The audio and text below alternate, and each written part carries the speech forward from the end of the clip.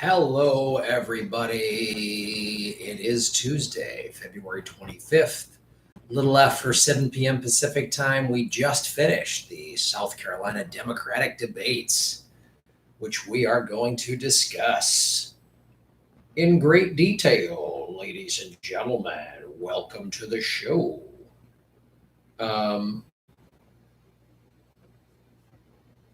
So a lot of interesting stuff has happened here. Man, this was like kind of crazy.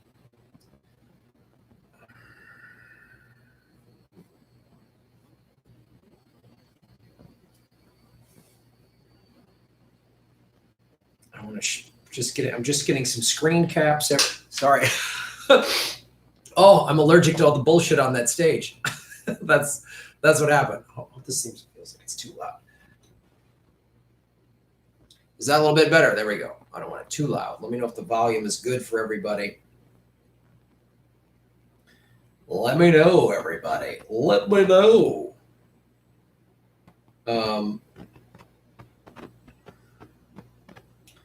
Unbelievable. Oh, I'm just retweeting some Nina Turner real quick. But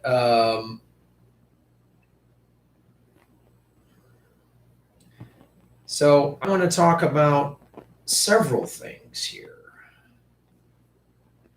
Hello, 164 people watching, 37 likes, volume is good. All right. That was a horrible debate. Hello, you have a good point. 23, Vijay, Victoria Thomas, Austin, Myra Morse, Lena. That was a shit show. Hello. Yes, CBS was pretty awful. Political Vigilante, what is up? Hello, Black Fox. Hello, Luis Gomez. What is up? Glowing. Oh, glowing's me. I didn't even watch the debate. From what I saw, it was like, wow. It was, well, oh God, I can't even. It's just like, hello everybody. How's everybody doing? Carrying him. How are you? That was a. Oh, well, first I want to say, and this was to be expected. So Bernie's crushing lead after the Nevada caucus. If you add up Biden, Buttigieg, and Warren, all of their votes together out of Nevada, Bernie still beat them. So he is overwhelmingly in the lead, which was so hilarious. So like Bernie's crazy ideas, he just keeps winning. That's why they're so crazy and they won't work, is because everyone wants them. So it's really that's what. So you knew everyone was going to go after him today. And look, we haven't had Tulsi on the stage since what, October or September or something like that. So, this is Bernie's kind of all alone up there. You saw all of a sudden Warren like Bernie and I we're progressives, and being progressive. Look, Bernie's moving and showing we need progressive. All of a sudden she's like cozying up to Bernie. She's such just a flip-flopping opportunist. A couple debates ago, Bernie said women can't be president. Just bold-faced lies, and yeah, it was really bad. Hit the like button, man.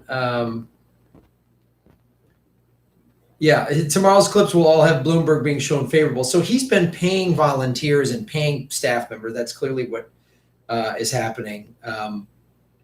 But that's why that crowd kept booing, because they had a paid audience in there. That was Bloomberg had a paid audience in there.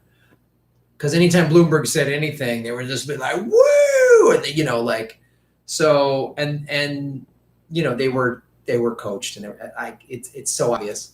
So, but I want to talk about Pete Buttigieg wouldn't stop interrupting Bernie. I literally started screaming at the TV, "Shut the fuck up!" And I tweeted it out. I was like, "Shut up!" He just would talk over him. It was so annoying. Senator Sanders, your response? First of all, well, and then he would go into his Bernie thing during his allotted time. And then Pete would just turn and go, "Well, Senator Sanders, how are you going to pay for it? I'm a robot CIA asset that's paid by billionaires." Like, he's just such a weasel, and he wouldn't shut the fuck up. Shut your fucking mouth, Pete. Shut the fuck up, you CIA asset. You wine cave, billionaire funded, CIA concocted weasel. Your big claim to fame is you gentrified downtown South Bend, Indiana, and didn't give a shit about the black neighborhood? Is that your claim to fame? And as we start unpacking his military record, we see Wine Cave Pete really wasn't the combat hero that we think he was. He had a cushy intelligence job. You know, he wasn't like out on maneuvers. You know, I've been over there as a comedian.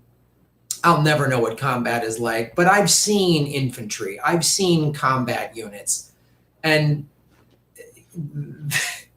they're pretty intense people, and they get really mad when people who are in the service try to claim that they saw the shit or whatever. They actually called people like Wine Cave Pete wire huggers, is what the infantry called them. They say, meaning they stay within the wire. That's what I think about him, man. So I just he's and he can't handle the fact, because he's been all these people who were just told you're the chosen one, and they're all falling by the wayside. You know, it's just like, and then, you know, Klobuchar, but I'm funny, right? It's just Biden. I almost think Biden, it looks like Biden is probably realizing, well, if I don't win South Carolina, I'm out. Almost like Biden was kind of happy, like, well, this will be over soon. You know?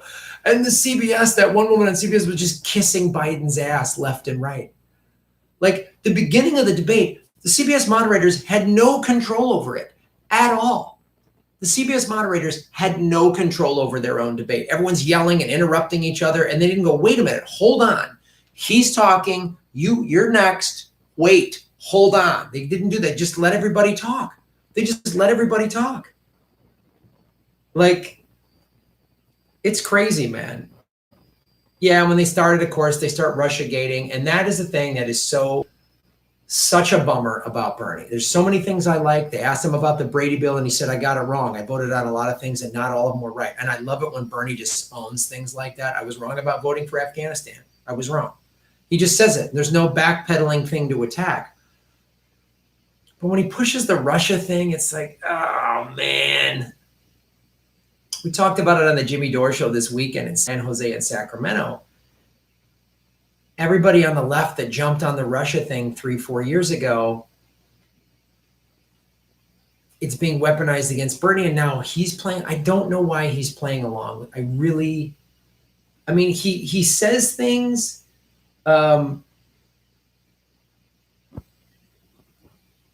He says things like, look, we've overthrown governments. We've done a lot of things. I'm glad when he points that stuff out. But Mr. Putin, like, I gotta be, like, I don't know. I just, that's where I'm like, oh, man. Like, most Americans, Nina Turner talked about this 2 years ago. She goes, most of the people in my district and my old district and all over the country, they don't give a shit about Russia. They're figuring out how to pay their bills and how to. So I don't know if just Bernie's just like playing politics and I don't know. I don't like hearing it though, man. I don't like hearing it at all. I really, yeah. Hit the like button. 515 people watching, 243 likes. Make sure you hit the like button.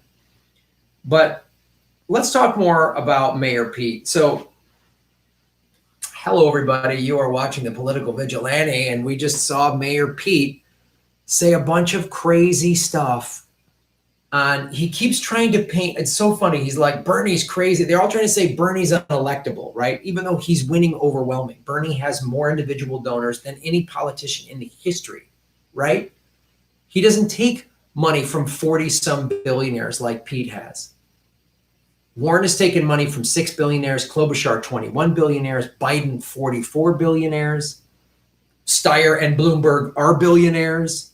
Like, that's who's on stage with Bernie.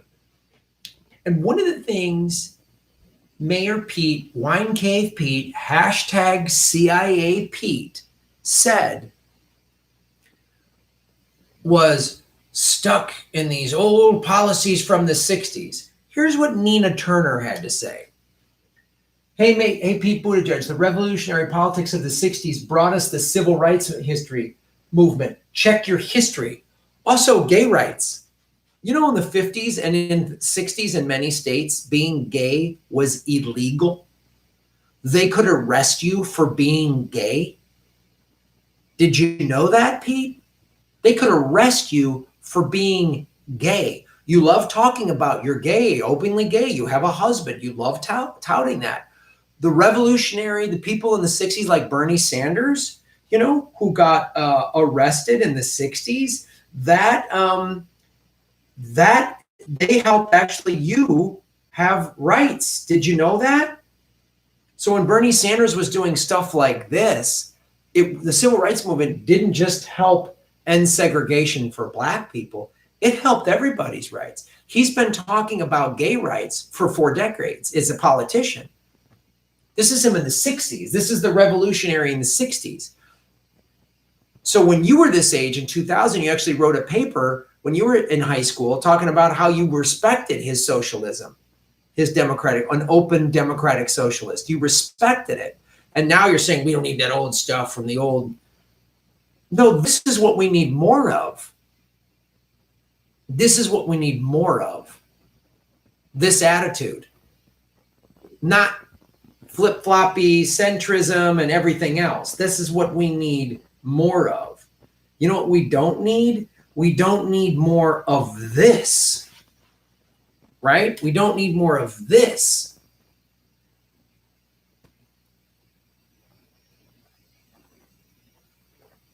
Trump just said America will never be a socialist country, right?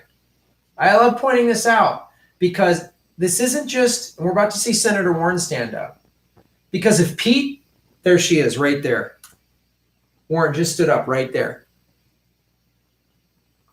Pete would stand for this. He loves it. This is who the corporate Democratic Party is. This is who they are. And you see it every night on stage when we do these Democratic debates. This is who they are. And it's just insane to me. And I want to show you this. And they tried to make socialism a bad word. And Bernie Sanders just talks about, look, how about this quote from Dr. King? Something is wrong with the economic system of our nation. Something is wrong with capitalism. This is in 1966. Maybe America must move toward democratic socialism. We must develop programs that will drive the nation to the realization of the need for a guaranteed annual income.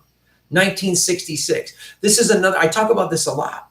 There's so many speeches like this where he talks about democratic socialism, where he talks about why are we in war, spending all this money in Vietnam, why the Poor People's Campaign, that was Dr. King's Poor People's Campaign. These get buried, the corporate media that is capitalist through its core. Liz Warren likes talking about all the injustices that happened to her as a woman, right? But she's still a capitalist. Dr. King didn't agree with you. Warren didn't agree with Wine Cave Pete, didn't agree with CIA Pete, didn't agree with Joe Biden, didn't agree with Klobuchar's incremental centrism, didn't even agree that Bloomberg and Steyer should exist. This is what he said in 1966. There's all these speeches that we've never heard. You have to dig on the internet to find these speeches. We hear the I Have a Dream speech, which is a great speech, but they put that one front and center. They don't talk about the democratic socialist ones. They don't talk about the ones that are so critical of capitalism, how cruel it is, and how capitalism creates poverty. Capitalism creates a need for war. And the only people that go to war are the poor. That's what this is about. So this is right on. The revolutionary politics of the 60s brought us the civil rights movement. So Pete doesn't think that this mattered. Because this man wasn't in a wine cave talking to billionaires and being groomed by the CIA. The CIA actually tracked him. The CIA probably had him killed. So that's who Pete is.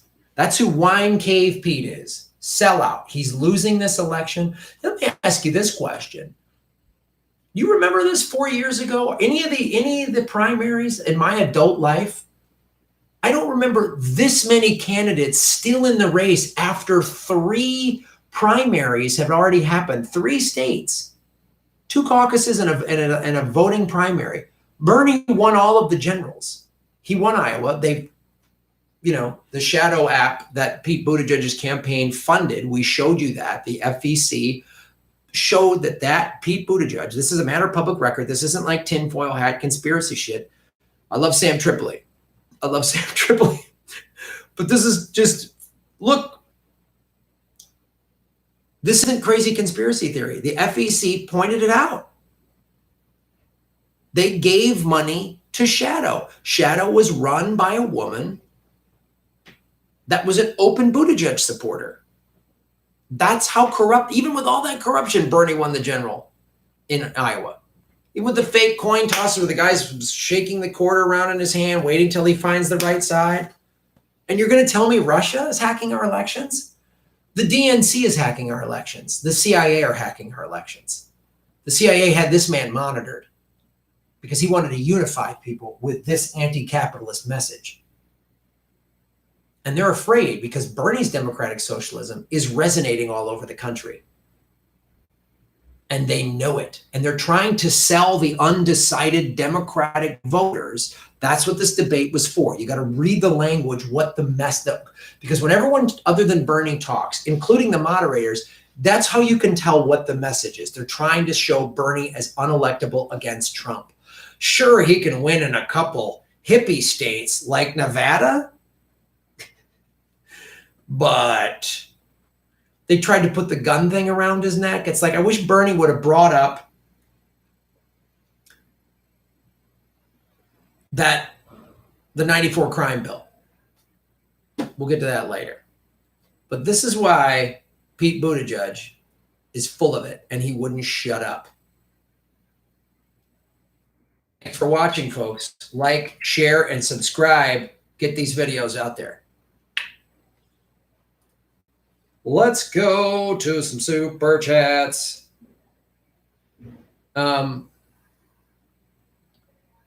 What's up? I wish Bernie asked Pete what he'll have to do with his billionaire donors to return the favor. Gramington Elwood. What's up, Jimmo? How you doing, brother? All right, let's go. Let me answer some super chats. Super chats. I put up another interview with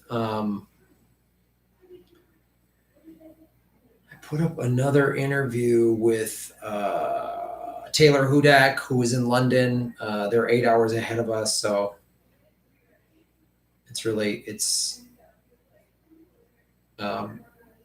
she's giving us up. Today was the second day of the trial on the Assange thing. So, and also I would go to Watchdog, which is Tariq Haddad's outlet.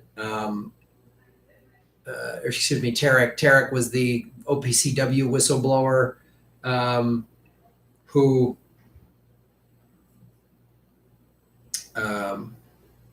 OPCW whistleblower that left Newsweek because they wouldn't let him talk about it. Denise Gazzardo, Denise, shave your knuckles for justice. Mayor Pete's a regular little Alex Keaton. Now, isn't he? A dangerous little Alex Keaton. Yeah, absolutely. Oh, he's such a weasel. Whenever people call him out, he gets that crazy smile, and you can tell he's just gripping the side of the debate podium. He's just like, oh, have that fake crazy smile. Oh, he seems like a sociopath, man. It's pretty scary to watch. Danny Vela Perez, shave your knuckles for justice. Bloomberg, everyone's afraid of me. Ha ha ha. Yeah, God. Bloomberg is literally put on that stage to try to undermine Bernie. I mean, like, he's spending all, and the Warren campaign's working with him. I think he's literally there to help prop up Warren to steal progressive. I mean, we've always said this. Warren's a fake progressive. She's not a real progressive, right? She voted in 2017 to give Trump an extra $82 billion for his war budget, right? She's stood for Trump. She said she's not going to take corporate money in the primary, but will in the general election. She said that. She said that on TV. I showed you that clip. She said, I'm not for unilateral disarmament, right? She's now said that she's going to take Supermac money, and she makes it like a gender thing. Like the fellas are taking it, so we girls got to fight back. Like, oh God, no, you're just a sellout. It has nothing to do with gender. You're a sellout, Liz. So she lied about being Native American just to get a job at Harvard. And she's already come forward and said, oh, I shouldn't have done, like, and the corporate media doesn't hold her as accountable as they would Bernie. So it's just preposterous. But her whole thing with Warren is to try to peel progressive votes away from Bernie. That's what she's trying to do. But she's at 9%. She's coming in like 4th place. Like, she's not doing what she hasn't done well in the first. I don't know why any of these why is Steyer, Klobuchar, Yang dropped out. I mean, Yang even said it. He goes, why are these candidates staying in? I dropped out. The writing was on the wall. I can't win. He's like, I did the math. I can't win. So why are Klobuchar and Steyer and even Warren staying in? Mayor Pete even, he's getting 13, 14%. I mean, Bernie's crushing you. And Bernie wins in poll after poll after poll. In Fox viewers, in a poll to Fox viewers, they picked Bernie over Trump. Trump doesn't have this massive base that keeps getting bigger and bigger. You got to remember, Trump didn't win the popular vote with Hillary Clinton, so unlikable. Trump and Hillary were so unlikable. Bernie's more likable. And you get him out there campaigning in a red state, and people are like, he's a crazy socialist. He'll explain it to him. No, I'm not. All I'm talking about, he'll explain it to him. And you'll say he's not corruptible. I've talked to people like, oh, I don't like Bernie. And then they'll kind of go, well, but he's not corruptible. I'll give him that. And that's like, you can't argue that. He can't be bought out. He hasn't been. People can't argue that. And his democratic socialism is, like I said, in Europe, he's a centrist. John Chow, what's up, John? Graham, debate for Bernie. I miss Tulsi. Great debate for Bernie. I miss Tulsi. Flashbacks to Ron Paul 2008-12. Unrelated. Get Sean Atwood on your channel regarding Epstein, Seville, Clintons. I've heard about, Sean Atwood. I got to reach out to the person. If you can reach out to him too, that always helps, and say, I'd love to have him, because I know he does a lot of great work. And Jimmy Saville or however his name is pronounced. I started to do a little more research on that. So I'll get him on the show. Thanks for bringing that up. But no, I miss Tulsi too, because when Tulsi was on the stage, she was great. She would take everybody out. She would be burying Klobuchar and Mayor Pete. She would be burying them. Because Mayor Pete's like, I'm the only combat veteran on the stage. And Tulsi would be like, yeah, man, you were shuffling papers. I was on it. I actually saw it. So I agree. I wish Tulsi was back on the stage, because it helped Bernie. Emberg 33. I turned it off after everyone was Russiagating. I don't blame you, man, the Russiagating crap. And it bums me. Like I said, it bums me out when Bernie talks about it. It really does. Mock Racy, what's up? Did you see Nina Turner push McCarthyism on TV? I did not see that.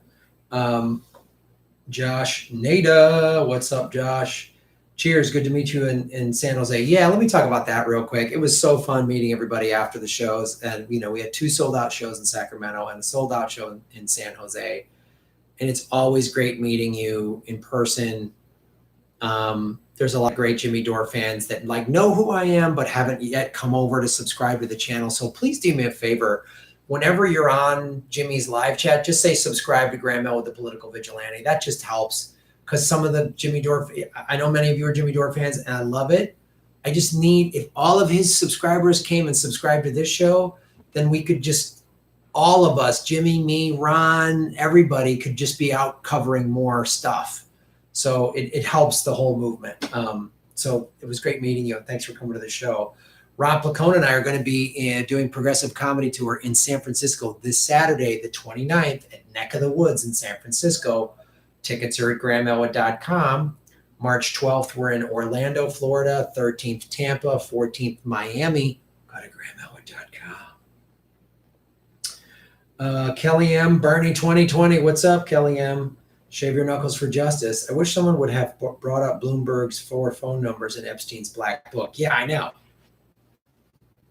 Four listings in Epstein's book. Yeah. And he kept bringing up 9/11. You weren't the mayor of New York City when 9/11 happened. Giuliani was. Giuliani was the one that had to respond to 9/11 as the mayor of New York City. Not you, Bloomberg.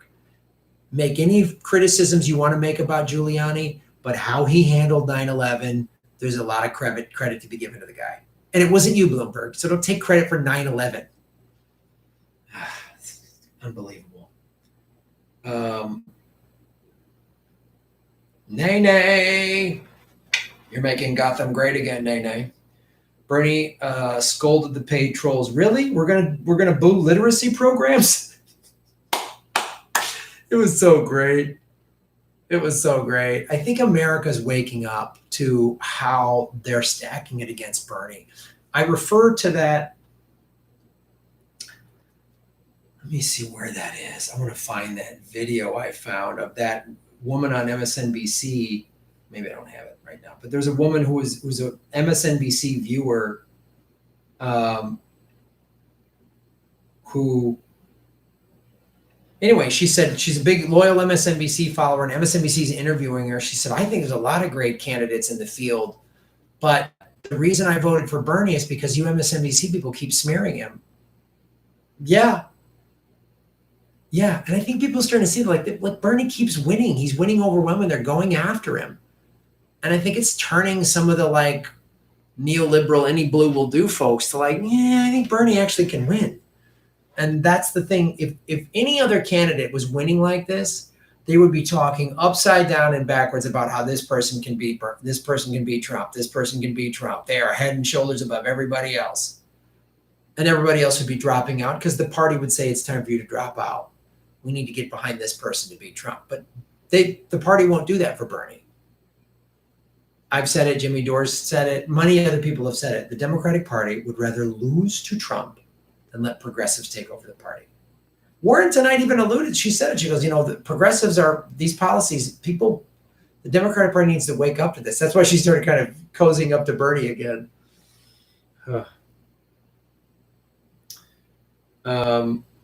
Deborah Duville, you tell him, Graham. Thank you, Deborah, for supporting the show. I really appreciate it. I can't do the show without you. So when you folks do super chats or you subscribe to my Patreon or go to rockfin.com/Graham or come to a live show, buy our merch, you're supporting what I do.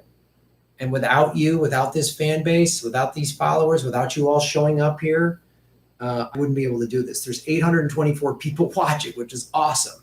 592 likes. Hit the like button. Let's get the likes over 1,000. We just crossed over 61,000 subscribers. We're about to hit 62,000. So please jump on board. It'll be, it really, everything you're doing helps. And I so much appreciate it. You need a better backdrop, Graham. So do you.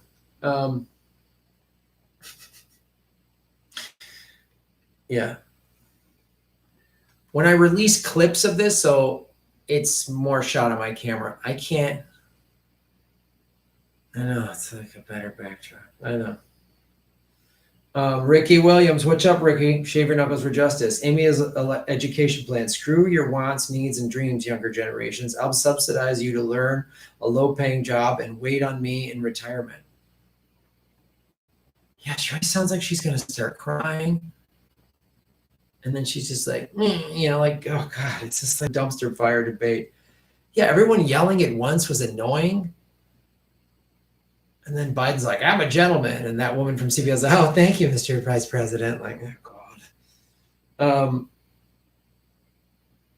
Mberg 33, shave your knuckles for justice. Cut Bloomberg and Steyer, put in Tulsi and Gravel. Yeah. Then we'd have a real debate. I gave Mike Gravel money. I've given Mike Gravel money, Tulsi and Bernie money. Imagine if Bernie, Tulsi, and Gravel were on stage. Get instead of Bloomberg and Steyer. We'd have a real debate. And you'd see how quickly the other ones would fall off because Gravel and Tulsi would take them out. and the three of them wouldn't go after each other. It'd be great. It'd be great. The guillotine party, shave your knuckles for justice. The tickets to the debate were $1,750 to $3,200. Who was represented? Yeah, weird. That ticket's starting at $1,750, $1,750 for the worst seat in the house. That the billionaire was able to buy a bunch of tickets for his staff. Isn't that weird? Isn't that democracy in action? A corporate network run by billionaires. Les Moonves used to head CBS, had a big Me Too movement, creepy sexual predator guy, got like a $20-30 million severance plan when he got run out of Hollywood. Boy, that's so hard when the ruling class gets busted. They just, man, it's like the head of Wells Fargo 2 years ago when he had to stand in front of Liz Warren giving him a stern talking to, and then he got $34 million severance plan. Wow, that's got to be hard. The shame he must have felt with $134 million. Boy, I'd like to feel that kind of shame. Who was represented? Absolutely, guillotine party. The billionaire class. There's 2 billionaires on stage. It's a network run by billionaires, and the moderators are all millionaires. They're paid mouthpieces for the ruling class. That's why they bring up this, how are we going to pay for it? Medicare for all. There's ads running for Bloomberg, for Bernie's Medicare for all plan is going to make my kids die or whatever. They've got those dumb ads running. It's so preposterous. Big baby Zubas, boom. Good stuff. Bernie versus everyone. See you in May. Absolutely, big baby Zubas. Yeah. So May, Ron Pacona and I are coming to Indianapolis, Detroit, and Cleveland. April, we're in Seattle and Portland. June, we're in Louisville and Nashville. We're going to be adding Atlanta soon.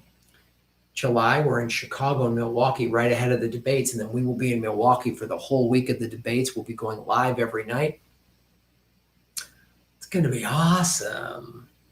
August, we're in Richmond, Virginia, DC, and Philly. September, we're in New York City, Boston, Portland, Maine, and Burlington, Vermont. October, we're in Madison and Minneapolis. Get your tickets at grandmillwood.com, everybody. 757 watching, 686 likes. Hit the like button. Yeah. Moderators framed as combat troops on purpose. It doesn't account mercenary troops. Yeah, absolutely. Yeah.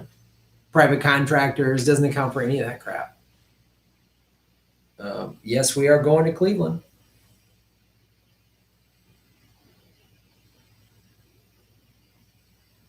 Did you make official plans with that Harlow's venue in Sacramento? Yeah, we're working on that now. We just had an email. We're going back and forth. They just sent us some potential dates. Ron and I are going to talk. We're going to lock down a date in either late July or August to come back to Harlow's.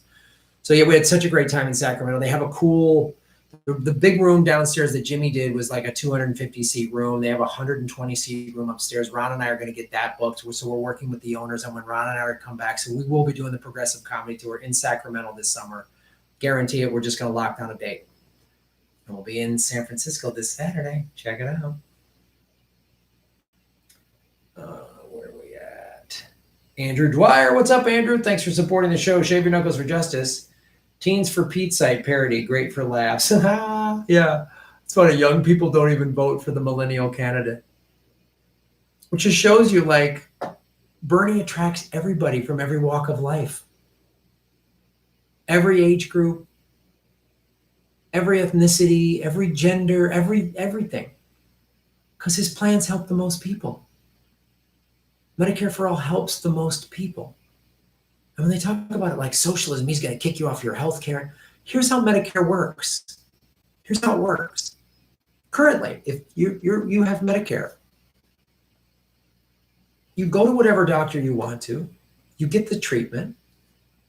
They give you a bill. They send that bill goes to the government. The government, whatever, you get a treatment and they say it's whatever, it's $1,000. The government comes back and goes, no, that's a $200 treatment. And then that's what they have to pay, and the government negotiates it. Same thing with your then they give you a prescription. And the prescription is going to be $200. No, it's not. It's going to be $5. That's how Medicare works. That's why the healthcare industry and the big pharmaceutical companies don't want it. They're spending all this money, not just in ads, but spending with candidates to badmouth Bernie on a debate, and spending money and buying ad time on CBS doesn't just get your ad across. It buys you moderators that go after Bernie's Medicare for All plan. That's what it does. When billionaires buy ad time, they're buying favorable coverage. They're buying the millionaire moderators to say, hey, Bernie, your tax plan's not, just go after Bernie in whatever way they can, because he resonates with the most people. This is the end of the ruling class. We're watching it. And they're doubling down. That's why there's 2 billionaires on stage. That's why there is literally a CIA asset in Pete Buttigieg on stage. That's where a woman's going, I'm a capitalist. They're like, Warren, Biden, all of you run. Push it to a second ballot. Push it to a second ballot. We can't let that happen. Quinty Jufrey. Quint?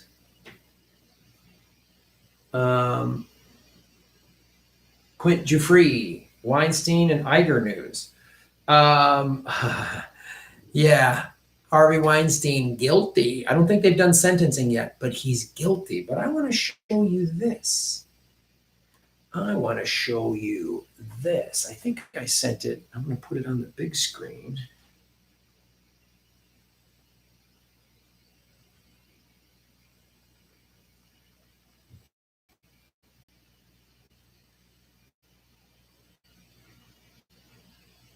Oh, it's here. Hold on. Hold on. Ah, there it is. There it is, everybody.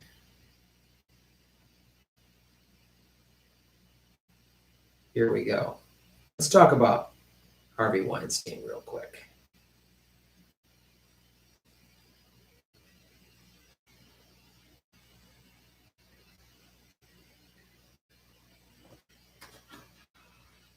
Hello, everybody. My name is Graham Owen, and you are watching the Political Vigilante. So we're watching the Democratic debates, and we're seeing all this corporate money come in there, right? I've shown you this before. Forbes did the article, not some hippie website. Forbes, over the summer, back when like Kamala was still in it, but it showed all the candidates who have gotten money from billionaires.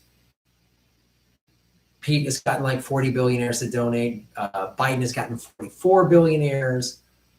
Klobuchar 21 billionaires. Warren 6 billionaires. Bernie has only had 1 billionaire. It was a billionaire's wife gave him $470 and he gave it back. And they say, oh, Bernie has super PACs. No, he's got Our Revolution, which has only spent 13 grand. And Our Revolution is just a PAC, a political action committee. It doesn't get money from corporations or billionaires. It just bundles individual donors. That's what a PAC does. But I want to talk about why I'm bringing up Harvey Weinstein with relation to the Democratic debates that just happened, because I want to show you his connection to the Democratic Party, right? Because I talk about how Bloomberg and his ties, and we're going to get into that in a second, but Harvey Weinstein was just found guilty. Remember Hillary Clinton said, I don't know, we didn't know. How did we know? He donated heavy to her campaign. Harvey Weinstein, donations, $894,000, bundle money, $1.4 million, total $2.3 million. Right? He's given money, $300,000 to Democratic National Committee, $193,000 to senatorial campaign, Democratic Party Wisconsin, $10,000, Democratic Party Pennsylvania, $5 grand, Our Common Values PAC, $15,000, Dem Congressional Campaign Subcommittee, $8 grand. These are all the people. There's Obama, there's Hillary, there's John Kerry, there's Cory Booker, there's Al Franken, there's Liz Warren, right? This is who he donates to, man. This is all the people he's donated to. Kamala Harris, right? This is Harvey Weinstein's connection to the Democratic Party. Now, I'm not some QAnon guy saying only the Democrats are creepy sex trafficking pedophiles or whatever. I'm not saying plenty of creeps inside the Republican Party. But I just want to show you as we talk about the Democratic primary and how corrupt the Democratic Party, the Republican Party is very corrupt too. They're very corrupt. But look at this. You see this? What does that remind you of? Huh? What does that remind you of? Right? Does that remind you of maybe this? Wait a minute. There's Bloomberg, there's Bill Clinton, there's Trump, there's Giuliani. On Epstein's plane once, friends with Prince Andrew, friends with Ghislaine Maxwell, William S. Barr, right? Acosta were both involved in giving Epstein a sweetheart deal in 2009. On Epstein's plane 26 times, despite lying and saying it was only 4. Still 4 is pretty creepy. 26 times. Hillary Clinton was on 2 times. When Epstein hung himself with a paper t-shirt in New York? No, these 2 were not mayor, but you're trying to tell me these former mayors of New York still don't have any power in New York City? I wonder if either of them helped with the video just happened to disappear. The most high-profile person they have in that prison. He's in Epstein's book 4 times, in Epstein's black book. They're all in Epstein's black book. Isn't that weird? He's friends with Ghislaine Maxwell. He was a Republican. He was a Democrat. He told him to run as a Republican. Now he's a Republican, he's the president. There's Ghislaine Maxwell at the Clintons. Right? So this is, I want to show how Harvey Weinstein and the Democratic Party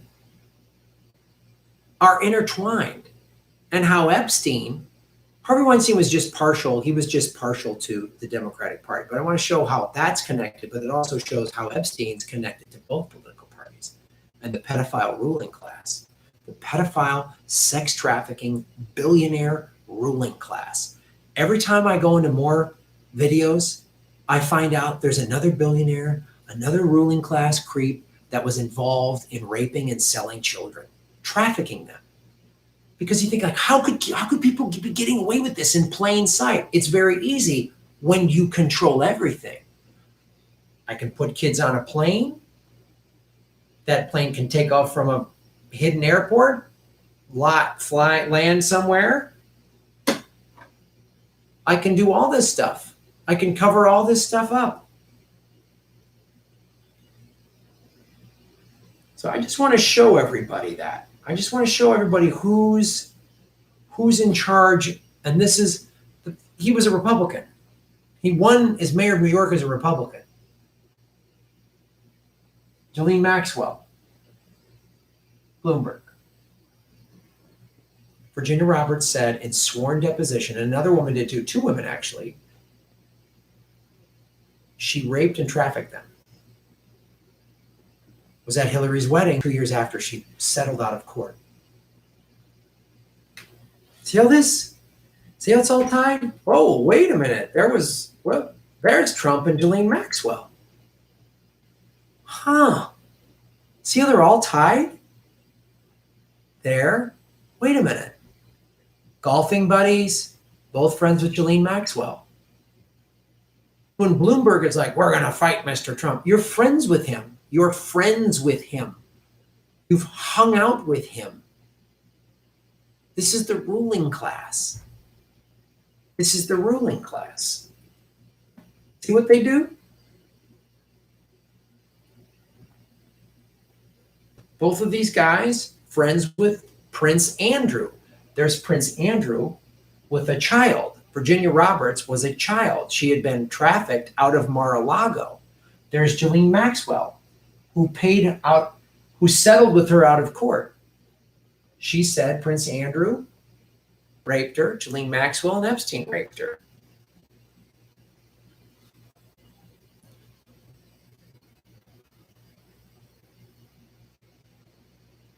So when Bernie Sanders talks about, he goes, I'm Jewish, I'm proud to be Jewish, my parents died in the Holocaust, my family, I forget who, but like family died in the Holocaust. And Israel deserves to have its freedom. I've been to Israel, but so does Palestine. And we have a right-wing Netanyahu government. It's not right. And according to the Jerusalem Post, Ghislaine Maxwell is hiding in Israel. Why is there no? So the solution to beat awful, evil Trump is to run another billionaire?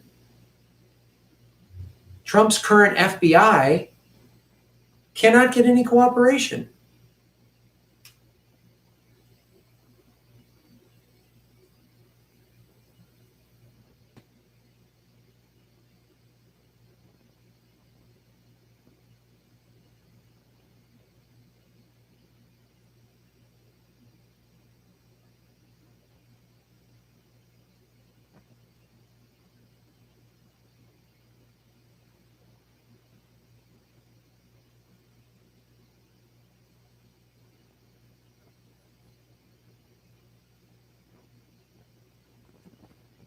So that was from the New York Times, where he said Jeffrey Epstein was part of a conspiracy.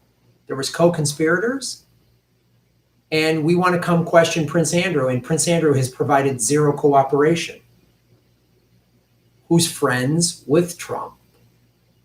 You see all this? They're all connected.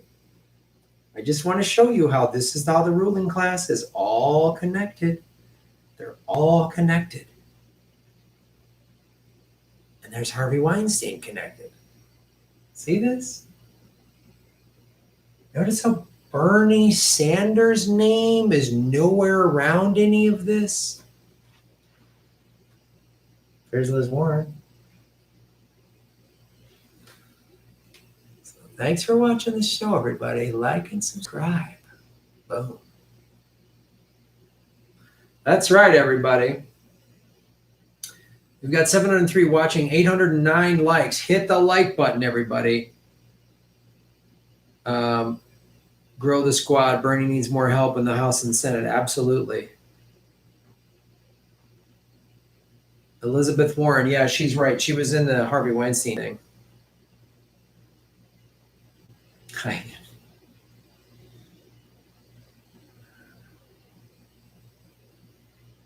Yeah.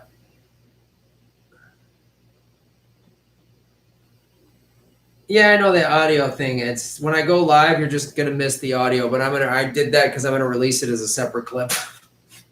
I gotta always be cranking out content, guys. 865 likes. Hit the like button. I have one. Thank you for supporting the show. Shave your knuckles for justice. Hey, Graham, search YouTube for traveling to the happiest country in the world. Pay attention to ex-prime minister interview. Okay. I don't know about any. I don't know what that is, but I'll check it out. Mock Racy. Why is Cenk defending Warren so much still? Boy, I have no idea.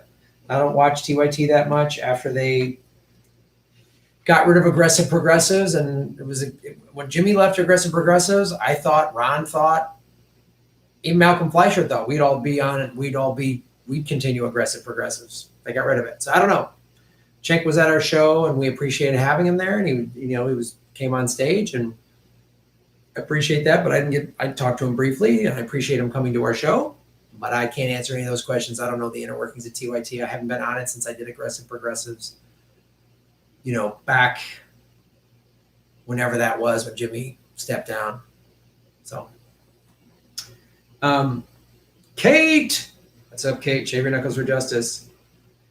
DJ TJ got a permit to hunt grizzly bears in Alaska. Donald J. Trump Jr., of course.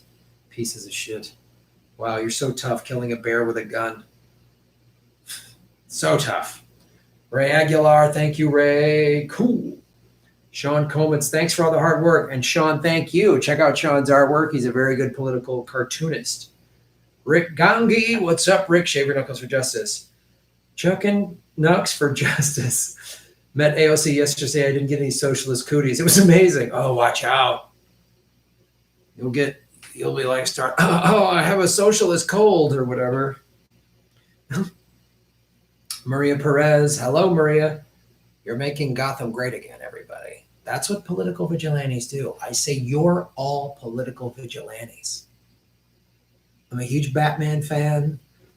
I have Batman sticker on the back of my phone. There it is. Do you see it? And you're all political vigilantes. That's why I say make Gotham great again. That's what you're doing. It's mocking the MAGA stuff, make America great. It's mocking that. And it's a Batman reference.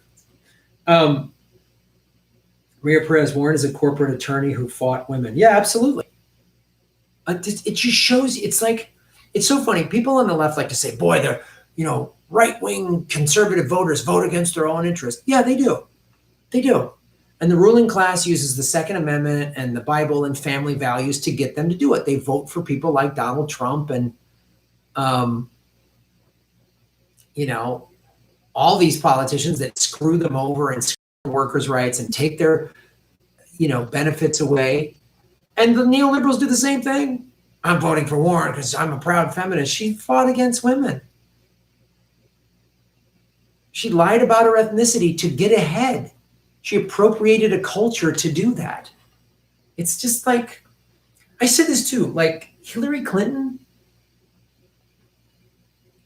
If I would have put a white male running in 2016 that voted for the war in Iraq, voted for the Patriot Act, help us go from 2 wars to 7, ordered the killing of Gaddafi and bombing the Middle East, had a foundation that 20 countries donated money to, that then all 20 countries got defense contracts when that white male was Secretary of State, supported NAFTA, went after female accusers as an attorney when Bill Clinton was accused in the 80s. There's all these, Clinton feminists would have been like, no way.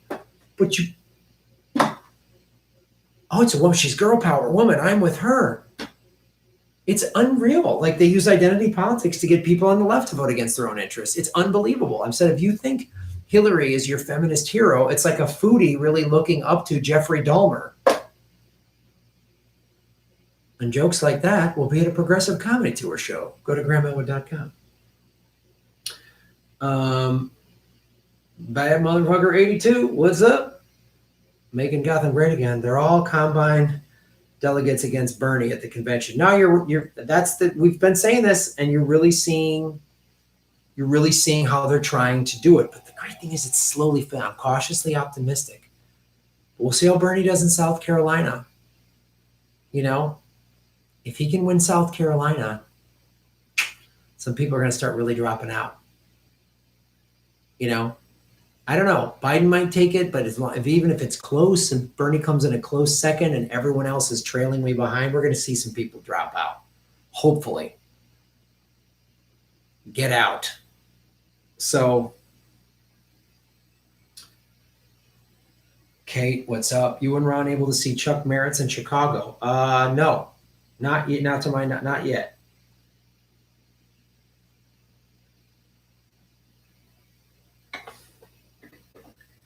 Be green. Shave your knuckles for justice. Coronavirus test costs $3,000. Average American has less than 500. Without Med for All, the pandemic will run wild here. So,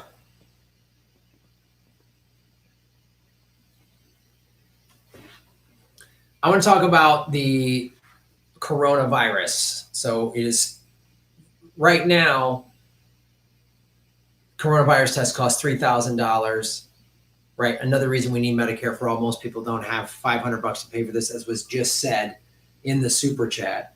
Right. Average American has less than $500. So how can an average American pay for a $3,000 coronavirus test? And Medicare for All, without Medicare for All, the pandemic's going to run wild here.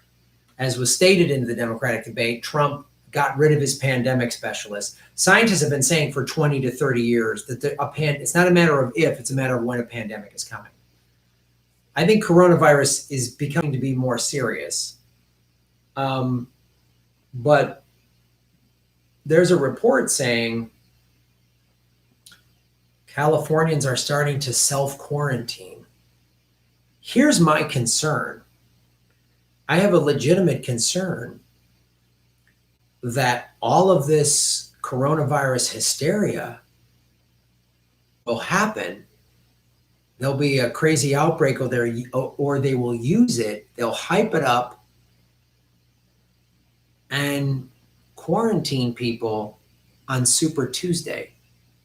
Because we all know low voter turnout doesn't do well for Bernie. Bernie fares well with high voter turnout. I don't want to be crazy conspiratorial here, but look what they're... And if they do that, Bernie better be screaming from the mountaintops, my Medicare for All plan will help stop this. I'm glad they were talking about it actually on the debate tonight, because it's a global issue like climate change. You can't just, and it keeps going. And I don't want to get all conspiratorial, but there was a lab that was doing research. I don't know. I need verifiable information when I see those stuff, but I just let me just say this. I wouldn't put it past the ruling class to go, boy, there's too many people on this planet. I wouldn't put it past them. Or a big pharmaceutical company to go, we developed the virus. Let's let it spread and let it be awful. And then whoop, we'll come in with the cure. Oh, here it is, everybody. Everybody saved. We saved the day on Super Tuesday. Right? 1,300 delegates. California is a huge number of delegates. If there's like coronavirus outbreak in California, don't go vote. Watch out. If that happens, fuck that. I got a mask. I'm putting it on. I'm going to my polling place. I'm voting. I don't give a shit if I got to wrap myself in fucking saran wrap. I'm going to go vote on Super Tuesday for Bernie Sanders. I have a vote by mail Democratic ballot. I registered as a Democrat over the summer because a provisional ballot is what you get if you're a declined estate, which is basically an independent in California. So I have a vote by mail. I will fill it out at home. You can walk to the front of a line and give it. I always give it to the person and I say, I want to watch it. Can you put that in the ballot box for me? And I watch them put it in the ballot box and I go, thank you. I don't just hand it to them and let them go, you got it. And they'll just like, you Bernie? I don't wear any Bernie clothing. So they put it in like the paper shredder. But, oh, you're a Bernie supporter? They're like, no, I don't trust these people at all. Well, they'd probably have like a Clinton box or whatever, just a Tom Perez, so, but I am worried that they're going to use this coronavirus as a scare tactic to keep people from voting on Super Tuesday. Because if Bernie could clean up on Super Tuesday, it's over. I mean, this primary could be over next Tuesday night, and Bernie is the clear-cut advantage, and there's no stopping him. There's no stopping him. Let's get behind him. And any blue will do folks will go, all right, Bernie's our guy. Let's get behind him beating Trump. And Bernie would win with an electoral and popular vote landslide. Bernie's going to take Texas. Yeah. What are we going to say when Bernie takes all these red states in the primary?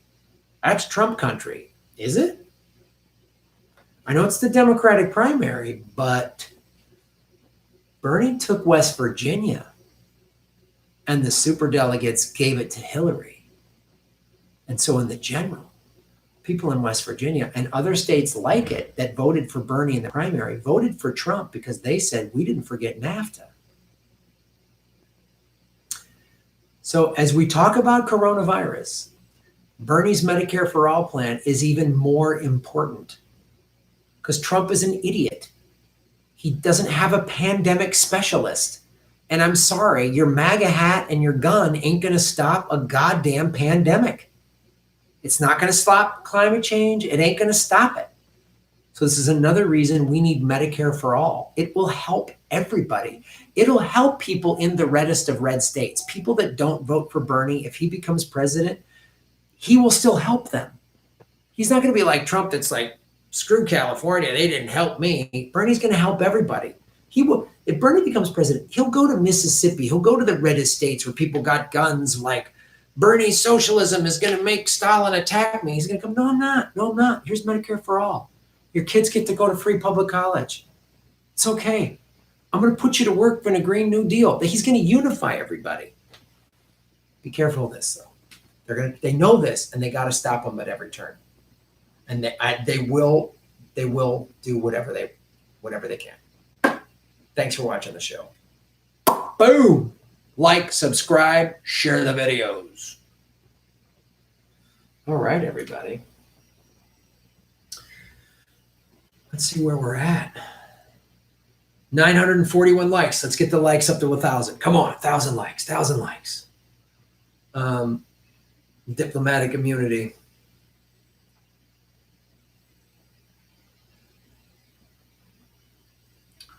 Oh, wait, are they saying? Oh, there's some trolls I gotta block.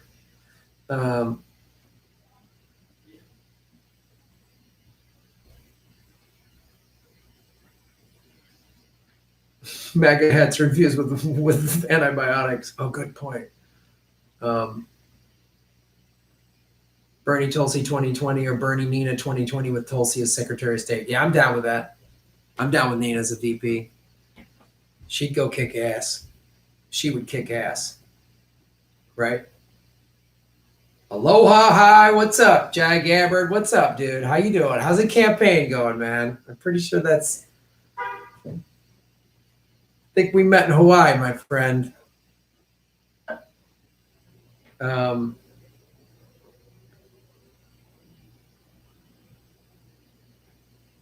right. Make antibiotics great again. Pew, pew, pew.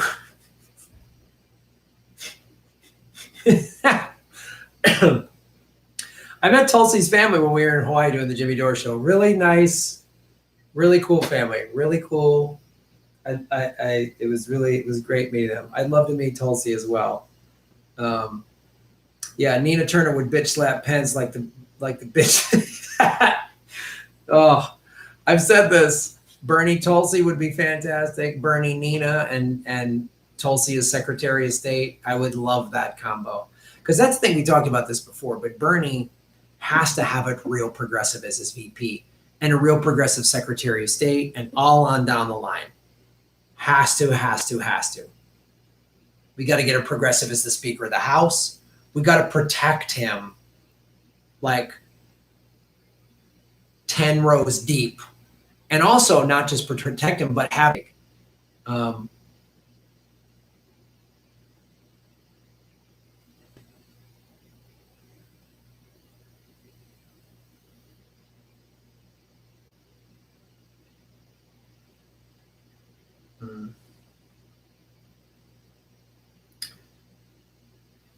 Please send Bernie white light healing energy. We're in for a rough few weeks. Absolutely. 998, 2 more likes. Hit the like button. Let's get it over 1,000, everybody. I also want to say that on Thursday from 3 to 5 Pacific time, I'm doing the Political Vigilante game show live with special guests from the Convo Couch, Pasta, and Fiorella. I've met Graham, dude, is pretty buff. Boom! Look at those vegan muscles. Oh, look at that, huh? You ever been to a farm? Ever seen a horseshoe? Boom! Look at that vegan fury, bitch. Of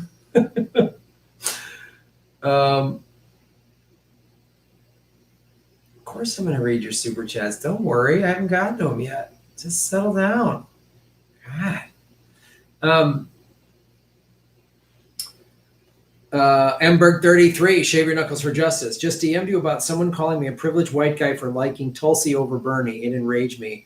I get your frustration to the trolls. Yeah, and that's all right. Look, and I see Tulsi and Bernie people fighting with each other online. There's no reason for that. Like, we're all on this. There's no reason for that. There's no reason. It's fine to have a legitimate criticism of Bernie and Tulsi. There's legitimate criticisms that are different than smears. It's totally okay to do that.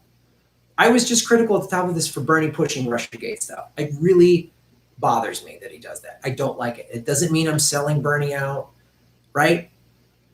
Bernie won't say he's going to pardon Julian Assange. I wish he would come more forward on that. I really wish he would. I understand why he's not politically.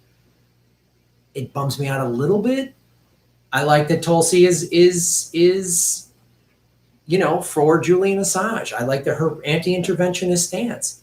Her Medicare for all, I think Bernie is better than hers, and it's okay. That's different than calling her an Assad apologist. Like, those are ridiculous smears. A legitimate criticism of a candidate you like and support is different. Actually, that's what we're supposed to do.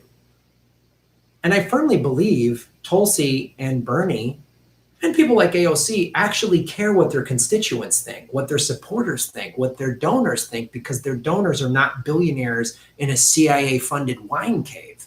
Their billionaires are people like you and me. So, like, it's important to say, hey, I'm a supporter of yours, and I think you need to get clear on this issue. I think you need to,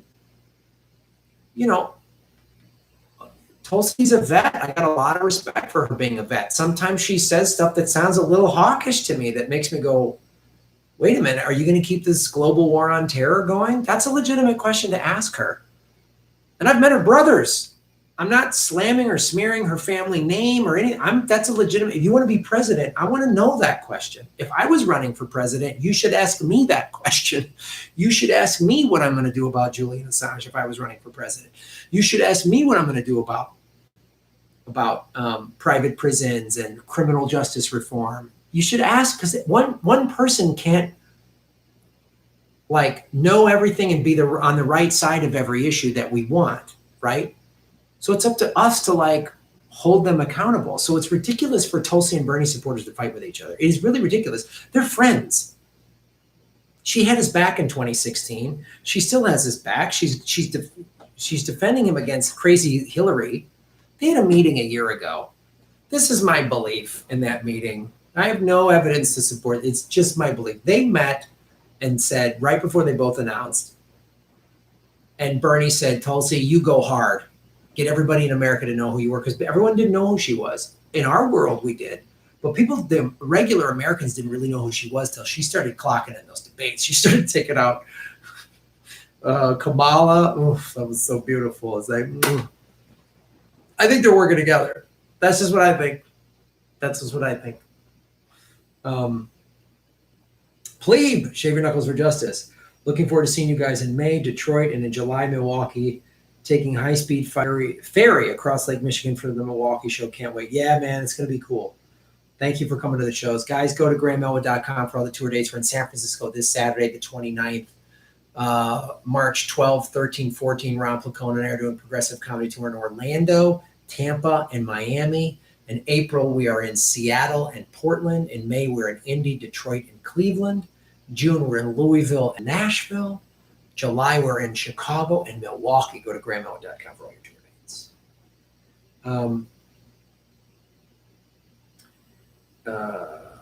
Danny Villa Perez, shave him. Buttigieg is the Saul Goodman of elitist politics. Better call Saul. Great reference. Oh. Khadija Free, I'm a QAnon Dem. What the heck, Graham? When I did all these Epstein videos, and I still am doing them, I will not let that go. I will not let that go. I will not let go of crucifying the billionaire pedophile sex trafficking ruling class. I will not let that go. But some QAnon people were like, Trump's the hero and he's going after Clinton and the Epstein people. He's part of that. So let's just, where's it come from with that? Kinky, what's up, Kinky? I'll get to you. Just be patient. Come on. Getting here late, stuck in traffic, but what's up with the bloomy bought-off audience who sometimes booed at Bernie at other times and had no clue, poorly rehearsed? Oh, yeah. It just shows he just buys his way on stage. How is he on stage and Tulsi Gabbard isn't, and Mike Gravel? Give me a break. He just buys his way. It's so offensive. This is how offensive, and I can't even say the word democracy. We don't. We have a kleptocracy run by oligarchs. Did he just buy his way on there and spew this Republican bullshit? He's a Republican. Calling Bernie a communist? Do you even understand what words mean, Mike? Are you so busy hanging around with pedophiles in New York City that you don't even know the difference between democratic socialism and Stalin-era communism? Were you just doing a bunch of blow in the 80s with Trump at one of his fucking filthy sex parties? You soulless maggot. Ray Foley. Thanks for coming on the show, Ray. Oh, I'm sure. So the day 2 of the of the Julian Assange extradition trial was in London today. I did another interview with Taylor Hudak from Action for Assange and Tarek Haddad. I just emailed him. He's crazy. This week is crazy busy for them, and there's an 8-hour time difference. So like it's crazy busy. So I'm going to try to get updates from Taylor. Tarek Haddad said we have an interview set up for Monday because he's actually in the courtroom. And then, so he's going to kind of walk us through what the whole week, because there's another trial in May. And now what just happened with Cassandra Fairbanks, she basically, and she was talking about this on Twitter, recorded an aide, basically the chief of staff for the German ambassador, that they did this deal, right? The IMF gave the Ecuadorian president, I forget his name, $4.2 billion. And that's when all of a sudden they kicked Julian out of the embassy, right? Or let the cops come in and grab him. But Cassandra Fairbanks just did a whistleblower, leaked this information. She was live during the debates on her Periscope. I didn't watch it. So I don't think she's doing, I'm going to try to get an interview on the show, but I think she's now going to be a witness for Julian Assange's defense team. Because what it shows is that Julian is not, right. So the State Department is trying to show that Julian Assange hacked computers, got Chelsea Manning to hack computers, and it was this big, spy ring or whatever, right? And we're seeing no.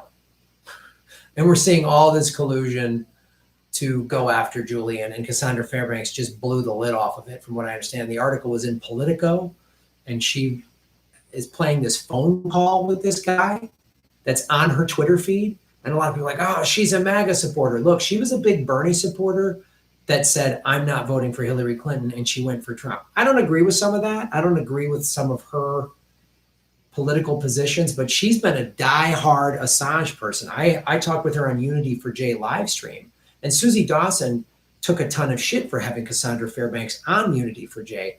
And just, if you think she's some shill for Trump, she just publicly today showed Trump's guys were corrupt. So she just blew the whistle on Trump. So she's not you might not agree with all of her politics, but she's not just crazy MAGA, Trump's never wrong person, not at all. And what she's doing today is bold, and it's bold for Julian Assange, it's bold for Chelsea Manning, and it's bold for press freedom. So I will be getting interviews almost, I can, depending on schedule, and there's an 8-hour time difference, again, with Taylor Hudak every day this week. And then I will do a longer interview too with Tarek Haddad. But go to Watchdog Media, and they're doing podcasts, and so you can kind of hear what Tarek's doing. He doesn't have time to do all these individual interviews this week, so he's doing his podcast every week. He was the OPCW, he leaked OPCW reports guy at Newsweek, and he left Newsweek because they were basically not letting him talk about the OPCW leaked reports.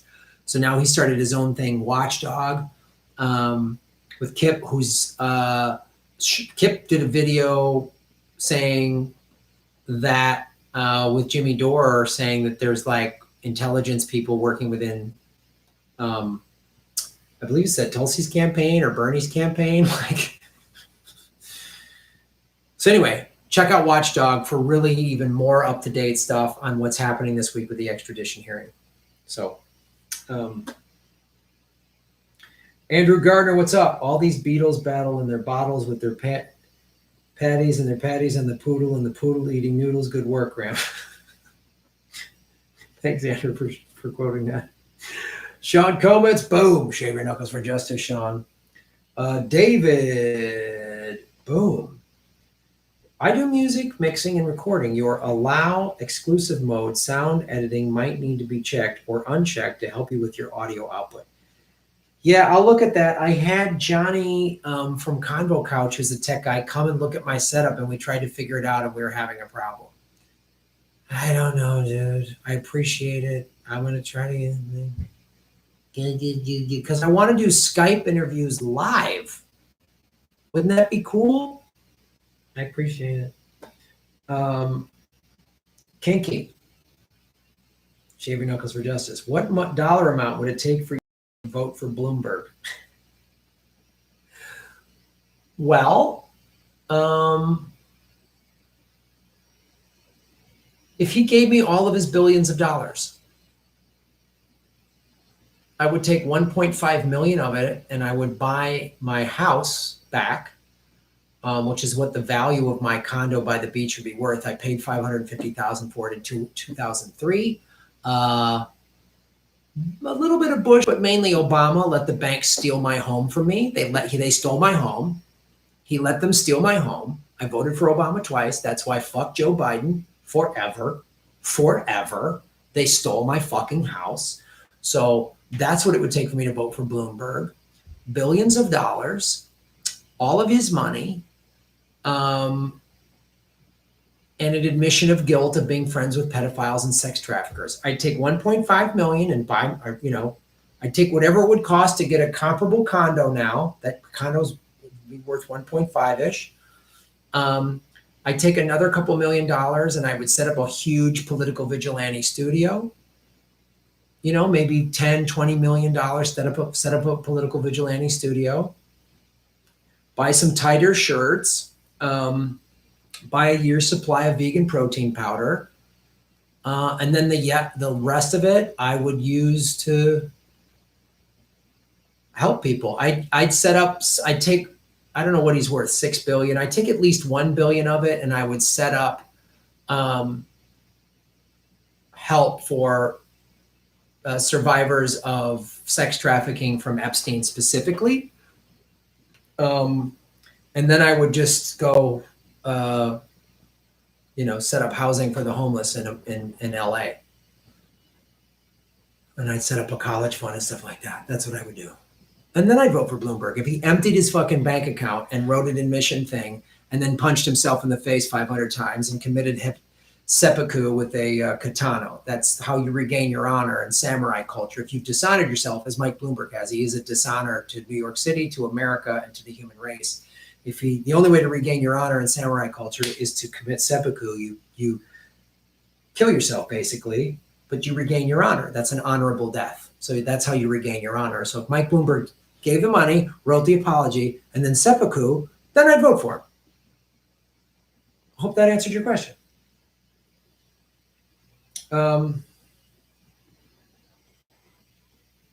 Today it's $66 billion. Okay. Yeah. Bloomberg said it's your fault that you lost your home. Oh, wait, you're white. Never mind. Yeah, he's the worst. 1,000 likes. All right, folks. I'm getting through the super chats here, and I'm going to wrap it up soon because I get doing a lot of. See, Kinky, I got your super chats. There's no reason. Kilkenny B. Shaving Knuckles for Justice. Does Granny Petrol enjoy her new PR job photographing attractive people drinking oil cocktails and smoking cigarettes in front of their mansions? But Greta, this is delicious fracking water. It makes me lean, Greta. Yummy fracking water, Greta. Don't you want boys to think you're pretty by having beautiful coal teeth? Right? Lipstick from oil. Oil makes lipstick, makes boys want to take you to the prom, Greta. And fracking water makes you tall and strong, Greta. Makes me want to sit in front of a fake fireplace, Greta. Don't you think so, Greta? Ron Placone and I on the road this weekend, we're kind of hatching ideas for Granny Petrol videos. I'm just going to buy a gray wig and a shawl and some glasses. And I was like, we don't need an elaborate setup. I'll just put a fake fireplace on behind me and just do Granny Petrol. Thank you, Kilkenny B. JK, boom. Hi, Graham. I love you. I love everything you do, and I hate Pete Buttigieg. Like, I hate him, but I also love you. And Bernie, right on, JK. I feel you, man. He's such a weasel, and he's so just watching these opportunists just go on TV and lie, just bold-faced lie. It's one thing to just disagree.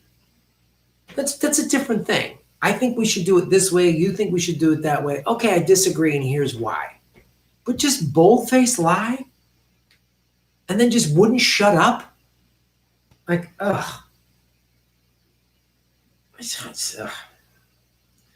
hope he gets like 2% of the vote in South Carolina. And then he's going to give a speech. We shocked the world, South Carolina, with my crazy wine cave psycho face. God. Thanks for the love, Owen. Owen John's Own, what's up? I'm glad I shroomed instead of watched the debate. Oh, man. Let's talk about that. Let's talk about not shrooms necessarily, but when Bernie said we're going to, and they try. It's so like Bloomberg just hands Bernie softballs because he's like, marijuana. Bloomberg's like, marijuana use, and Bloomberg, and Bernie goes, what are you talking about? Our current day one, I'm going to end this ridiculous law that puts heroin and marijuana on the same level. He goes, that's preposterous. I'm going to legalize it, and I'm going to people who are in jail for prison, or people who are in prison for smoking a plant.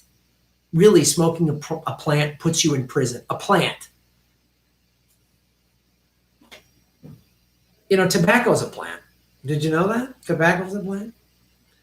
I was so glad Bernie just said, I'm going to legalize marijuana. I'm going to flat out do it. He didn't back down and, no, I'm going to legalize marijuana. I was like, well, he just got the 311 vote. A band. I love that band. I did a show with them on their boat. I was on their boat. It was a cruise. It was a blast. I love those guys. And so I was like, they're a big, stoner jam band. That's like, Bernie just got the 311 vote. I'm so glad Bernie did. It was bold. Just say it. I'm legalizing marijuana. I've seen it, medical marijuana in California for years now, and recreational marijuana. And people are like, we don't know the long-term effects. That's a fair question to ask. Sure, we need to do long-term research on marijuana now that it's legalized everywhere. Of course we should. Doing it every day, our long-term effects, could they be harmful? Of course. Same with alcohol. You drink booze every day. Guess what, kids? It ain't good for you. You eat chocolate every day. It's not good for you. You eat McDonald's for just every day for a month. Super size me. The guy almost died. That's legal. McDonald's is legal. Chocolate is legal. Coca-Cola is legal. It's not good to drink that every day. It's awful for you. Diet Coke is even worse. But a friend of mine's dad who drank Diet Cokes every day, and the doctor's like, you need to stop this. Like, he was having crazy, and he'd been drinking it for years. Crazy health problems. So yeah, let's do research on the long-term effects of smoking marijuana. I'm all for that. I don't smoke weed. But I know so many people who it's helped them medically on so many levels. And if I ever was in a medical situation, I'd rather do weed than some heavy pharmaceutical. Ugh. So I was glad Bernie came forward on legalizing marijuana. That was bold. And it was really a highlight of Bernie's debate for me. I mean, they were all ganging up on him, and Pete wouldn't shut his mouth. But he just shut Bloomberg down. And I said this. I tweeted this out. If I was mayor of New York City, I would have stop and frisk for CEOs on Wall Street. That's what I would do with stop and frisk. I wouldn't do it with black men, poor people, or people, working class people, people of color. I wouldn't do that, Michael Bloomberg. So I apologize. It was a failed policy. No, it was a racist policy, and you knew it from the beginning. And you would never treat your Wall Street buddies that made you worth $66 billion. They're all your friends. He's friends with the worst people because he's the worst people. Billionaires are an offense. Tom Steyer is an offense. Get off the stage, Tom Steyer. I don't care that you've done good work with the environment after you made money from coal and invested in private prisons. I don't care. Get out of the race. Put your money behind Bernie Sanders and get the fuck off the stage. You and Bloomberg are fucking offensive to this country and to this fucking political system that is an absolute goddamn joke. It's been hijacked by assholes like you. Get off the stage. I'm sick of it. I'm sick of watching you and your stupid tie and Bloomberg's bullshit. I'm sick of them. Get off of the stage. You have no leadership. You have no nothing. You don't know what you're talking about. You ran a business. Who cares? You ran a business. I run a business. So what? How are you going to handle dealing with military? How are you going to handle that? How are you going to deal with any of this stuff? Just apply strong business. I'm so this notion that a businessman can handle it. How many letters, Tom Steyer or Mike Bloomberg, did you have to write to families of fallen soldiers? They don't say this on the debate stage. 22 vets a day commit suicide. That's another reason why we should legalize marijuana on a federal level, nationwide. Vets with PTSD, 22 vets a day commit suicide. I tie all this stuff together. And on the dummies in the corporate media always try to make them separate issues. And then these dumb corporate candidates have little band-aids for all these issues. I'm like, it's all tied together. That's what this is so important. And Bernie can't come out when they say, how are you going to pay for it? He can't come out and say, Stephanie Kelton's my financial advisor. She's up to speed on MMT. We can just pay for it. The Federal Reserve in the last month has just given $6.2 trillion to Wall Street. Just did it. Not tax money, just created fine, because that's what the Federal Reserve does. They just create money. We have a fiat currency. It's not backed by gold anymore. Nixon took us off the gold standard. So this is all tied in. Medical marijuana or decriminalizing marijuana helps with prison reform. It helps give people jobs. It helps undermine the power of big pharma. It helps with Medicare for all. Within Medicare for all, you could have alternative medical treatments. There's so many. See, I use CBD oil. When I went back to doing martial arts, I was doing Brazilian Jiu-Jitsu. I hadn't done it ever. I was getting tweaked, and CBD oil is amazing. Amazing. And I don't get high. It's all tied in.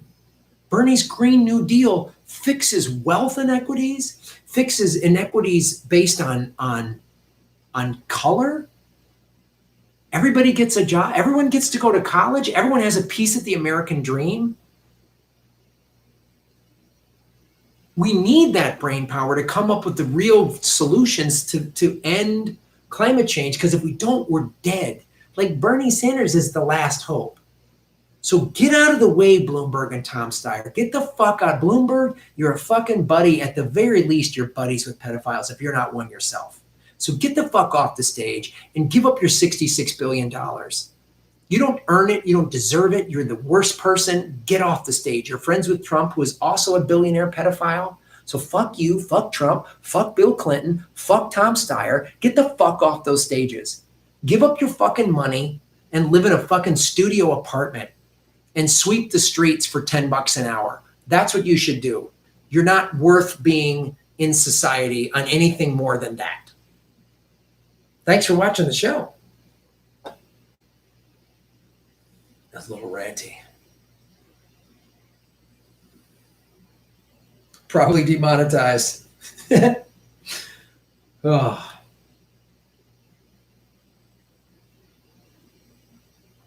Climate change is a hoax, can't change nature. Yeah, I don't agree with that at all. Yeah, so every time we get the climate change deniers on here, let me tell you something about that. In 1977, ExxonMobil, Exxon, not ExxonMobil, they hadn't merged yet, forgive me. In 1977, Exxon Oil Company did an internal study. Their own internal study showed that burning fossil fuels, specifically their product, again, he came back with even more research to verify the same thing in the early 80s. They then buried it. And starting in the mid to late 80s, they started, I'm sad to say, you've been propagandized by them, but don't feel bad. We've all been lied to. We've all said things that we thought were true. So their own internal study showed that it was killing the environment, and it was changing our climate. Their own internal study. It has increased global warming, which is melting the polar ice caps, which is like Florida's going to be underwater. So if the oil lobby did that, and then why is the oil lobby spending billions of dollars, tens of billions, hundreds of billions of dollars to deny climate change? Because if the whole planet says we got to get off of oil, they're out trillions of dollars. You've got countries like the UK, India saying we're done with gas automobiles and fossil fuels they're all picking various dates down the road. So when the oil lobby did that, that's all you need to know. I always say follow the money. Follow the money.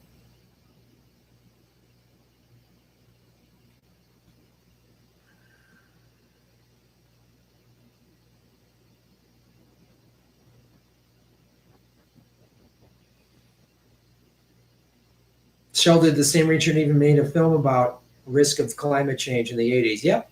They all talked about it, and then they hit it up, man.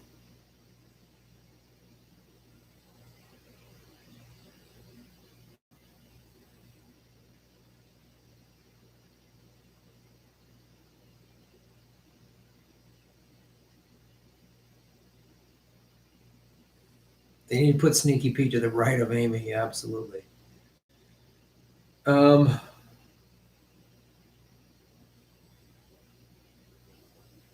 C. Lou, what's up, C. Lou? Thank you for watching the show. Imagine a Bernie cabinet, so refreshing. Wouldn't it be awesome? Like Jill Stein, head of the EPA, Stephanie Kelton, Secretary of Treasurer. That's the thing, and I've talked about this before with Stephen Hale, MMT, economist, instructor at the University of Adelaide. He's like, Bernie shouldn't talk about MMT. I've said this for a while now, talking with Jeff Epstein at Citizens Media TV. Not the bad one, the good one that taught me about MMT. I have a whole MMT playlist. Please watch it. So what that is, they're like, Bernie needs to Trojan horse MMT basically because it's too big of a pill. They just write endless checks for the wars. Endless. JK. I'm so pissed about Pete's Syria comments. It's hard to pick which of his comments are most angering, but I think that one. Oh, God, the bullshit about Syria. Of course, they frame the question. CBS, pushing the war machine, frames this bullshit question about Syria and Assad's all bad. That's when I wish Tulsi Gabbard was on stage. There's so many times I wish she was on stage. Man, they would have said, Tulsi, you're an Assad apologist. And she could have just laid that out about these bullshit regime change wars. That's the thing I love about Tulsi. I love that she called out Clinton, called her the queen of warmongers. I love that she is about Julian Assange. I love that. So yeah, it is ridiculous. Hey, Mayors, boom. All Super Tuesday state people should buy rat traps en masse and set them outside polling stations with billionaire bait. It's a great plan, hey, Mayors. JK, Denver wants progressive coming tour. Ron and I are looking into it. I've talked about this before. The only issue with Colorado is there's not any other cities like big enough or far enough away to justify a second night. So it would really depend on, can we sell enough tickets just in Denver for one show to justify, because we'd have to fly up there, get hotel rooms, and come back. So that's the thing we're trying to see if we can do in Denver. So if you know of like a 150 seat, 200 seat venue in Denver that we could do on a Saturday night, we'll come up there. We're working on it. We haven't like written it off, but it's just a little trickier animal because it's so kind of isolated. You know, it's not like you got Seattle and Portland are two big cities, you know, Sacramento and San Francisco, you know what I mean? Like Madison, Minneapolis, like all the other cities, Colorado Junction and Boulder are really smaller and they're pretty close. Ron and I have just realized that we draw fans from like a 3 to 4 hour radius for our shows. So if we're going to drive a city that's like 2 or 3 hours away, it needs to be another really big market. So I'm not saying no, but we're gonna try to make it happen.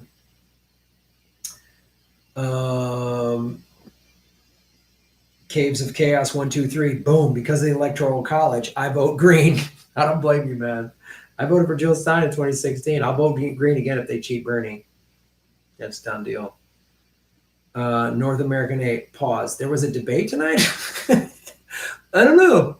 I think. I was just flipping around the channels. Joshua Bassoum, I guess seats were up to $3,200 at the debate. Also, Bloomberg is in Epstein's black book. Yeah. Yep. The ticket started at $1,750 tonight and went up to $3,200, which just shows you how rigged our system is. And it's just for the rich and the ruling class and all their puppets. And yeah, Bloomberg's like, there's 4 phone numbers listed in Epstein's book from Mike Bloomberg. JK, boom. Do you think there's a point where people have a certain amount of money that they stop caring? Yeah, they've done studies on that. Once you start getting into like tens of millions of dollars and more, people stop caring. The more they have and the billionaire, they don't care. They have whatever they want. They've done studies. They lose their empathy. Their brains change. Yeah, it's crazy. Emberg 33, game show Thursday, 6 p.m. Eastern. Right. Yes. This Thursday, the 27th, starting at 3 p.m. Pacific, 6 p.m. Eastern, we're doing the Political Vigilante live game show with the Convo Couch, Pasta, and Fiorella. So they will play for 2 people. We'll answer, I'll do game show questions. It'll be fun. It'll be live interactive. I'll read live chats. So this Thursday at 3 p.m. Pacific, 6 p.m. Eastern, Political Vigilante game show. JVL, what's up? Please see the Bloomberg Mary Poppins clip. Amazing. Oh, God, I can't wait to see that. Ms. Hendricks, what's up, Ms. Hendricks? Bernie won't make it to the convention. They will make sure of it like they did with Perot, courtesy of the CIA. Yeah, when Ross Perot stepped down and mentioned the Democratic Party 7 times. No, they're having a hard time.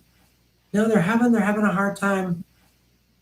They're having a hard time going at, like, Bernie keeps surging, and if he wins Saturday and he sweeps or just takes the majority of the delegates on Super Tuesday, it's over. Only needs 1,900 to get there. If he picks up 1,000 or more, they're 1,200. There's 1,300. If he picks up like close to 1,000, which he could on Super Tuesday, they're going to run out of ways. And that's when I'm worried. Like, they might do some crazy, I don't know. I know. We got to stay on top of it. Emberg 33. Pot is good Girl Scouts cookie business. Yeah, it does help the Girl Scout cookie industry. You're absolutely correct on that. Nadia Zaman, boom. Hello, Nadia. Thanks for watching the show. Shave Your Knuckles for Justice. Thayer could solve world hunger instead of his vanity project becoming president. He makes me sick. Bernie's the only candidate with a heart. Yeah, absolutely. These billionaires could just end hunger.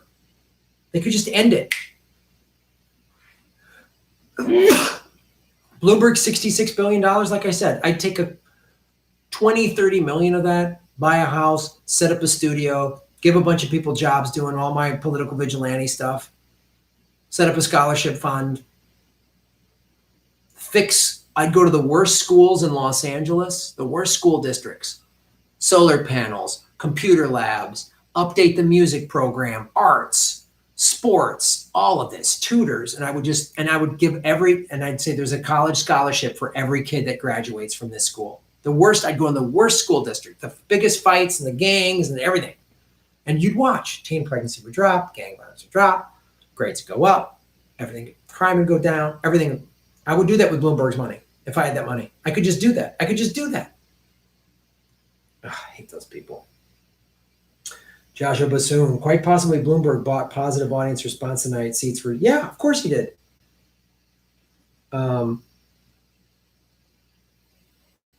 Yeah, he is in Epstein's black book. No, it's so obvious. I saw an ad or a article earlier today. Bloomberg has paid his volunteers are paid.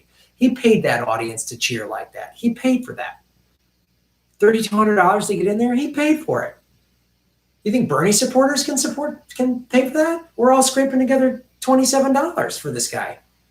I can't afford a $1,700 ticket to sit in the back. It was all paid. It was all stacked up by Bloomberg. Jack Sith, boom. Hashtag Bernie, Tulsi, or Dem exit. Need this solidarity. Absolutely. And when you see Bernie and Tulsi supporters fighting with each other, or they come at you or whatever, just say there's no reason for us to fight. It's okay to disagree on a couple of things. And it's great we're holding these two candidates that we trust because they both have integrity accountable. There's no reason for us to fight. There's no reason. Amit Campbell, what's up, Amit? What's up, dude? Thanks for supporting the show. The naughty vegan. How you doing? Shave your knuckles for justice. When Tom Perez decides Bernie at 55 plus delegates is not a Democrat at the convention and deletes him, will Bernie then run third party? He's going to have to. He's going to have to do something if that happens. He's going to absolutely have to. He's going to have to.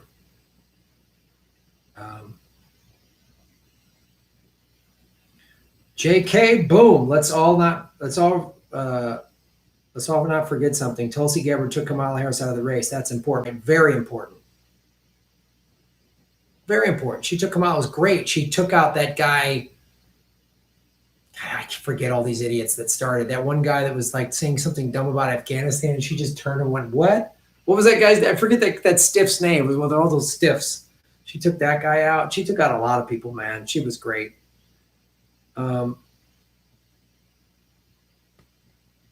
Yeah.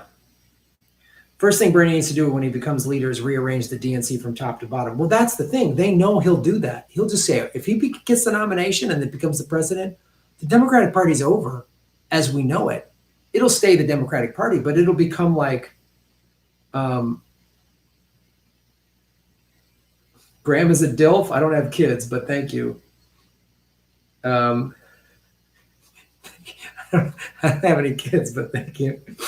Federer, Sampras. I don't know. Sampras? I can't. I don't know. All right. Well, I got to run. Progressive Comedy Tour this Saturday in San Francisco, the 29th. Next month, Ron Placone and I, March 12th, 13th, and 14th are in Florida, Orlando, Tampa, Miami. April 24th, Seattle. April 25th, Portland. We're going to be probably taping a comedy special on the 25th in Portland. We're working that out right now. May, we're in Indy, Detroit, and Cleveland. June, we are in Louisville and Nashville. We will be adding Atlanta. July, we're in Chicago and Milwaukee, and then in Milwaukee for the whole convention. August, we are in Richmond, Virginia, DC, and Philly. July, we're in New York City, Boston, Portland, Maine, and Burlington, Vermont. October, we're in Madison and Minneapolis. Boom! Go to GrahamElwood.com. This Thursday, 3 p.m. Pacific. I will announce it on Twitter and all my social media. My social media is at Graham Elwood. Follow me. Join patreon.com/Graham Elwood or rockfin.com/Graham Elwood. Rockfin's pretty sweet. Blockchain cryptocurrency platform. Google can't buy it. Thanks for supporting the show. All the info, if you're asking where it's at in Cleveland, all the info is at GrahamElwood.com. There's ticket links. It'll take you to where the venue's at. It's all at GrahamElwood.com for all my live shows. Join Ron Placone and I on the road. You show up to a Progressive Comedy Tour alone, you leave a part of a community because you're not alone. That's what this live stream shows us. We have 1,100 likes. We peaked at over 800 people watching. You're not alone. You're not crazy. You're progressive. You're on the right side of history. Thanks for watching, everybody. You all rock. Shave your knuckles for justice. Boom. Yeah, do what Jack's saying. Pledge to support each other. You're not alone. That's what this live stream, that's what this community is about. That's why I say you're all political vigilantes. You are not alone. They want us to feel alone. They want us to be alone in front of our screens, our phones. They want us just alone, doing this, reading their bullshit, watching the debates alone, being alone, being told you're crazy, you're dumb, you're a Russian bot, you're a blah, blah, blah. They want to tell you that. They want to tell you you're crazy. You come to a live show, Jimmy Dore show, we're the sold out theaters. Everyone, part of the energy is, yes, I'm not alone. Same thing with Progressive Comedy Tour. You're in a room for like 100 some people, like, yes, I'm not alone. I know these guys. I watch these guys. I agree with them. I'm down with this. You see a room full of people wearing Bernie and Tulsi shirts and Green Party shirts. You're like, we're all fucking in this together. So come join us on the road. Thanks for watching. Shave your knuckles for justice. And we'll see you Thursday, 3 p.m. for Political Vigilante game show live. You're all making Gotham great again.